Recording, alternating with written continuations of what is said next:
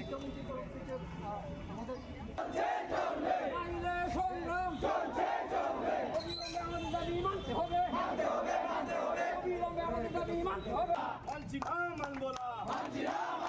আমাদের দাবি মানতে হবে,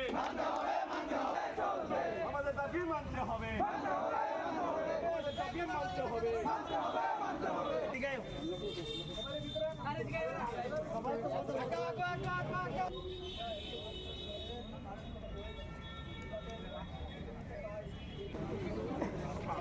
ঠিক আছে স্যার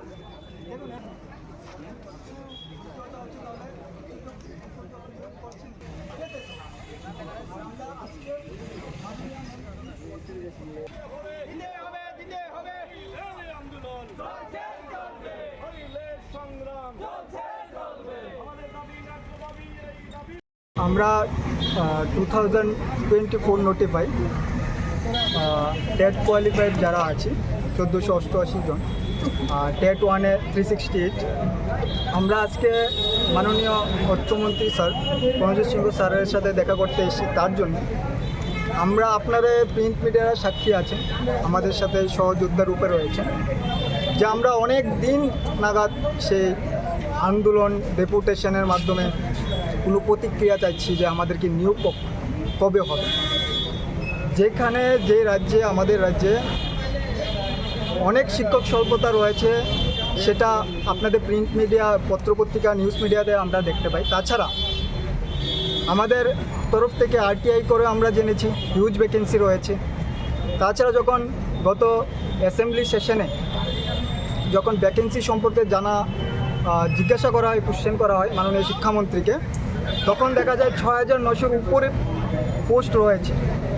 পোস্ট থাকাকালীন এত পোস্ট রয়েছে, তারপরও কেন আমাদেরকে এই কথাটা শুনতে হয় যে টেট পাস মানে চাকরি নয়? যদি পোস্ট না থাকতো তাহলে ঠিক ছিল। যেহেতু পোস্ট আছে, তাহলে আমাদের দাবি অনৈতিক কীভাবে? তাছাড়া মাননীয় আমরা অনেকবার টিআরবিটিতে গিয়েছি, এলিমেন্টারি ডিপার্টমেন্টে গিয়ে কথা বলেছি।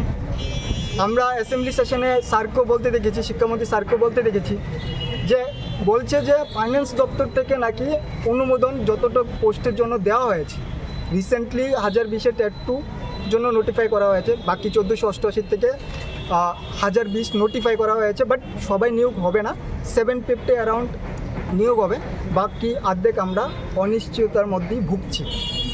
এবার যে জায়গায় মাননীয় সিএম স্যার বলছেন যে অর্থ দপ্তর থেকে যতটুকু অনুমোদন দেওয়া হয়েছে, ডিপার্টমেন্ট থেকেও সেম কথা বলছেন। তার জন্য আমরা আজকে মাননীয় অর্থমন্ত্রী শ্রী প্রণজিৎ সিংহ রায় স্যারের সাথে আমরা দেখা করতে এসেছি। আমরা ওনার সাথে কথা বলে আশ্বস্ত হতে চাইছি যে বাকি যারা আমরা ক্যান্ডিডেট রয়েছি তাদেরকে কবে নাগাদ নিয়োগ করা হবে সে আশ্বস্তটুকু আমাদের পেতে চাই। আমাদেরকে দিন, আর এই করুণ অবস্থায় আমাদেরকে রাখবেন না। যেখানে অ্যাসেম্বলি সেশনে বলা হয়েছে 345 স্কুলের মতো সিঙ্গেল টিচার, এটা একটা দৃষ্টান্ত। তাছাড়া সিঙ্গেল টিচার বলছেন 345 অ্যাবাভ। এবার ভেবে নিন কতগুলি স্কুলে রয়েছে 2-3জন শিক্ষক। এরকম যদি স্কুলের অবস্থা হয়ে থাকে, তাহলে কেন আমরা দাবি করতে পারি না, কেন আমাদেরকে একসাথে নিয়োগ করবে না? সেই আশ্বাসটুকু নোটিফাইড ছিল, সেটা 2025-এ পরীক্ষা হয়েছে এবং আমরা পাশ করেছি 1488 জন। তাই আমরা আজ এখানে সবাই একত্রিত হয়েছি যে কিছুদিন আগে যে আমরা যে এলিমেন্টারি দপ্তর থেকে যে নোটিফিকেশনটা দিয়েছিল 1020টা পোস্টের, তার মধ্যে থেকে আমরা সবাই পাচ্ছি না। তো এর জন্য আমরা সবাই পক্ষ থেকে যে এসেছি যাতে আমাদের বাকি যে রিমেনিং পোস্টগুলি আছে, যেমন রিজার্ভেশন মেনটেন করে আমরা পাবো 750 জনের মতো। তো বাকি যে পোস্ট থাকবে ওদেরকে যাতে আমরা অতি সত্বর যাতে আমাদের নিয়োগ করা হয়। এবং আমি বলছি যে সিএম স্যার ওই দিনটা মানে আমাদেরকে বলেছিল অ্যাসেম্বলির মধ্যে যে অনেক শিক্ষক স্বল্পতা নিয়ে, যে শিক্ষক স্বল্পতা আপনার মানে শিক্ষক স্বল্পতা রয়েছে। কিন্তু আমি বলবো যে যেহেতু শিক্ষক স্বল্পতা রয়েছে, তাহলে অতি লম্বে যাতে আমাদেরকে নিয়োগ করা